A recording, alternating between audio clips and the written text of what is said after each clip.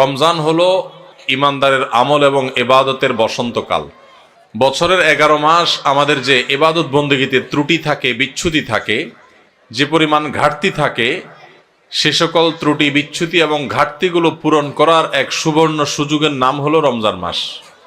একজন ব্যবসায়ী যেরকম তার ব্যবসার সারা বছরের ঘাটতি পোষায় নিতে পারেন সিজনের ব্যবসা দিয়া, ইমানদার তার 11 মাসের ইবাদত বন্দেগী, আখিরাতের পথে যাত্রার যে পাথেয় সংগ্রহ করা, সেই সংগ্রহ করার বিষয়ে যে তার ঘাটতি থাকে, ত্রুটি থাকে, বিচ্যুতি থাকে, সেটা তার পোষানোর সুযোগ আসে রমজান মাসে। আমরা বেশিরভাগ মানুষ সারা জীবন রমজান মাসে রোজা রাখি। অনেকে আছেন বয়স এখন 40, 50, 60 বছর পর্যন্ত হয়ে গেছে, প্রতি বছরই মাশাআল্লাহ রোজা রাখেন। রোজা কেন রাখেন সেই উদ্দেশ্যই জানেন না। তাহলে কিভাবে আপনার রোজার উদ্দেশ্য আপনি সফল কাম হতে পারবেন? আপনি কেন রোজা রাখেন সেটাই যদি না জানেন, তো এই রোজা আপনার কি কাজে আসবে? আল্লাহ সুবহানাহু ওয়া তাআলা কোরআনে কারীমে বলেছেন, কুতিবা আলাইকুমুস সিয়াম, তোমাদের উপরে রমজানের রোজা ফরজ করা হয়েছে। কামা কুতিবা আলাল্লাযীনা মিন ক্বাবলিকুম, যেমন তোমাদের পূর্বে যত জাতি এসেছে পৃথিবীতে সবার উপরে রমজানের রোজা ফরজ করা হয়েছিল। তো একইভাবে তোমাদের উপরে রোজা ফরজ করা হয়েছে। সবার উপরে রোজা ছিল আর তোমাদের উপরেও রোজা ফরজ করা হয়েছে।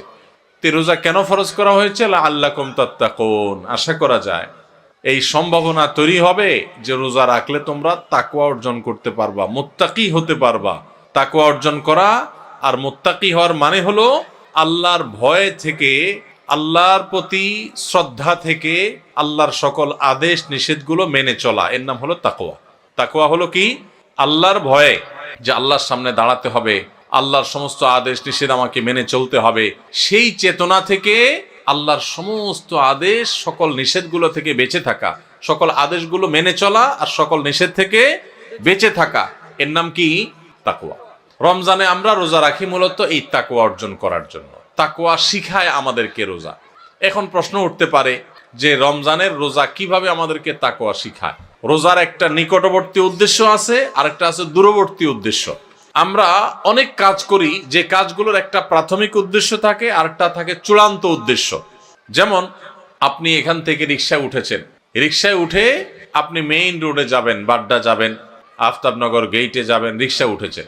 আপনি আসলে বের হয়েছেন, আপনার মতিঝিলে কোনো কাজ আছে। তো আপনি যে রিকশায় উঠছেন, আপনাকে কেউ যদি জিজ্ঞাসা করে কই যাচ্ছেন, তখন এটার দুইটা উত্তর হতে পারে। একটা হতে পারে ভাই রিকশায় চড়ছি, রিকশায় করে আফতাবনগর যাব, বা রিকশায় করে বাড্ডা পর্যন্ত যাব। আরেকটা উত্তর হতে পারে ভাই মতিঝিল যাব, কারণ মতিঝিলে আপনি যাবেন, ওইটাই মূল উদ্দেশ্য। তো মতিঝিল গেলেও রিকশায় তো আর মতিঝিল যাবেন না, রিকশায় আপনি মেইন রোড পর্যন্ত যাবেন, এরপরে বাসে, সিএনজিতে করে আপনি বা অন্য কোনো কিছুতে করে আপনি মতিঝিল যাবেন। তো এই যে রিকশায় করে আপনি প্রথম একটা জায়গায় যাবেন, এরপরে আরেকটা গাড়িতে করে আপনি আপনার মূল জায়গায় যাবেন। এই মূল জায়গায় যাওয়াটা হলো চূড়ান্ত লক্ষ্য, আসল উদ্দেশ্য, শেষ উদ্দেশ্য। আর প্রাথমিক উদ্দেশ্য হলো ওই যে মেইন রোড পর্যন্ত যাওয়া। ঠিক একইভাবে রমজানের রোজার দুইটা উদ্দেশ্য আছে। কয়টা উদ্দেশ্য আছে? একটা হলো প্রাথমিক উদ্দেশ্য, আরেকটা হলো ফাইনাল উদ্দেশ্য। প্রাথমিক টার্গেট, প্রাথমিক লক্ষ্য হলো রমজানের রোজার, এর মাধ্যমে আমরা তাকওয়া অর্জন করব, মুত্তাকি হইতে পারবো। আর রোজার শেষ টার্গেট, চূড়ান্ত লক্ষ্য এবং যেখানে শেষ পর্যন্ত যেতে চাই, ওই যে শেষ গন্তব্য যেরকম মতিঝিল যাওয়া, এরকম রোজার শেষ গন্তব্য হলো আল্লাহকে সন্তুষ্ট করে জান্নাতে যাওয়া। এইটা হলো রোজার শেষ উদ্দেশ্য, ফাইনাল উদ্দেশ্য। এখন প্রাথমিক উদ্দেশ্যটা যদি আপনি অর্জন করতে না পারেন, তাহলে ফাইনাল উদ্দেশ্যে কখনো আপনি যেতে পারবেন? আপনার মতিঝিলে যেতে হলে আপনাকে মেইন রোড পর্যন্ত, আগে মেইন রোড পর্যন্ত যদি আপনি যেতে না পারেন, তাহলে মতিঝিলে যেতে পারবেন? ঠিক একইভাবে রমজানের রোজা থেকে আগে আপনাকে মুত্তাকি হইতে হবে, আগে তাকওয়া অর্জন করতে হবে। রোজা রাখছেন, মুত্তাকি হইতে পারেন নাই, রোজা রাখছেন, তাকওয়া অর্জন করতে পারেন নাই, তাহলে আপনার ওই মেইন রোড পর্যন্ত যাওয়া হয় নাই। অতএব মতিঝিল পর্যন্ত যাওয়া, অর্থাৎ জান্নাত পর্যন্ত যাওয়া, আল্লাহর সন্তুষ্টি লাভ, সেটাও অর্জন হবে না। আমি কি বুঝাইতে পারছি ভাইরা আমার?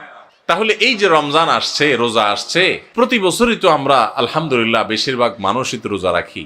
আমাদের নিজেদেরকে জিজ্ঞাসা করতে হবে রোজার যে প্রাথমিক উদ্দেশ্য আছে সেটা আমি হাসিল করতে পারলাম কি পারলাম না।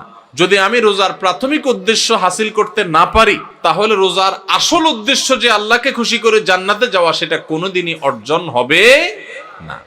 এবার তাহলে আমাদের হিসাব মিলাইতে হবে যে রোজা রাখার পর আমি মুত্তাকি হইতে পারছি কিনা। আসেন একটু আমরা হিসাব মেলানোর চেষ্টা করি। ভাইরা আমার, রমজানের রোজা রেখে আপনি যদি অন্যায় কাজ ছাড়তে পারেন, গুনাহের কাজ ছাড়তে পারেন, পাপের কাজ ছাড়তে পারেন, আল্লাহর সমস্ত আদেশগুলো মেনে চলতে পারেন, আপনি রোজাদার। রমজানের সম্মান, রমজানের মর্যাদা রক্ষা যদি আপনি করার চেষ্টা করেন, তাহলে বুঝতে হবে আপনার ভিতরে ওই যে তাকওয়া, আল্লাহর ভয়ে, আল্লাহর নির্দেশ মানা, আল্লাহর নিষেধ থেকে বেঁচে থাকা, এই চেতনা আপনার মধ্যে একটু একটু করে জাগতেছে।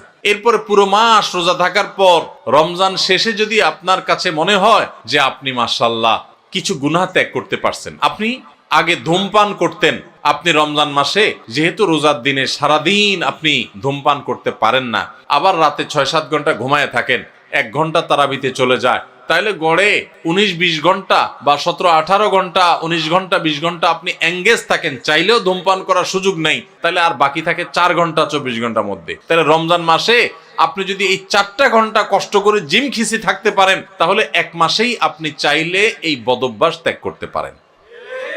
ভাইরা আমার, অনেক খারাপ জিনিস আছে যেগুলো চাইলেই কিন্তু আমরা ত্যাগ করতে পারি এই রমজান মাসে। রমজান মাসে এই হারাম জিনিসগুলো, এই খারাপ জিনিসগুলো যদি আমরা ত্যাগ করার চেষ্টা করি, আমরা যদি পরিকল্পনা করি, রমজান শেষ হয়ে গেছে, আমি একটা খারাপ জিনিস ছেড়ে দিতে পারলাম। আপনি ধূমপানটা ছেড়ে দিতে পারছেন। আপনার আগে মুখ খারাপ হতো, রমজান মাসে না, রোজা থেকে আমি মুখ খারাপ করতে পারি না, রোজা আসছে আমাকে ভদ্র বানানোর জন্য, রোজা আসছে আমাকে নেককার করার জন্য, রোজা আসছে আমাকে মুত্তাকি বানানোর জন্য, রোজা আসছে আমাকে নামাজি বানানোর জন্য, রোজা আসছে আমার মুখটাকে সংযত করার জন্য, কন্ট্রোল করার জন্য, আমার চোখটাকে কন্ট্রোল করার জন্য।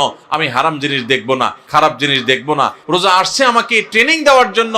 এই শিক্ষা যদি রমজানের রোজা থেকে আপনি নিতে পারেন, আর রমজান মাস শেষে আপনি যদি চোখে আঙ্গুল দিয়ে দেখাতে পারেন, নিজের বিবেকের কাছে উত্তর দিতে পারেন যে রোজার মাস রোজা রেখে, রমজান মাস আমি সিয়াম সাধনা করে, তাকওয়া চর্চা করে আমি অমুক বদভ্যাস ছাড়ছি, অমুক খারাপ কাজ ছাড়ছি, অমুক ভালো কাজটা ধরছি, আগে নামাজ নিয়মিত পড়তাম না, এখন 5 ওয়াক্ত নামাজ শুরু করছি। যদি রমজানের পরেও এগুলো আপনি ধরে রাখতে পারেন, তাহলে আপনি আল্লাহর শুকর আদায় করবেন যে আপনার রোজা আল্লাহর কাছে কবুল হয়েছে।